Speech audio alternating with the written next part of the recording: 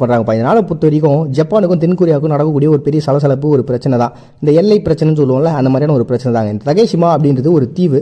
இந்த தீவு இவங்க 2 பேர்ல யாருக்கு அப்படின்றதான் பார்த்தீங்கன்னா ஆதி காலத்துலேருந்து இவங்க 2 பேருக்குள்ள சண்டை. அது 1905 இந்த விஷயங்கள் ஸ்டார்ட் ஆகிட்டு ஒரு பெரிய லெவலில் அப்படியே போயிட்டே தான் இருக்குது.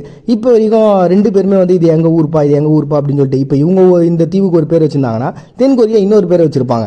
இப்படி மாற்றி மாற்றி பார்த்தீங்கன்னா அவங்க என்னோட இடம்னு சொல்லி போரிட்டே வந்தாங்க. ஒரு கட்டத்தில் தென்கொரியா என்ன பண்ணிட்டாங்கன்னா எங்களுடைய மதம் சார்ந்த விஷயங்கள் தான் எங்கள் அதிகமாகுது, இது எங்களோட நாடுப்பா அப்படின்னு சொல்லிட்டு உரிமையை கொண்டாட ஆரம்பிச்சாங்க.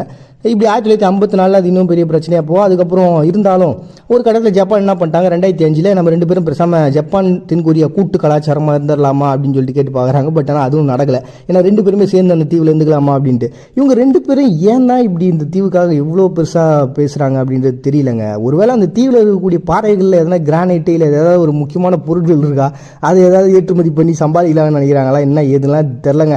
இப்படி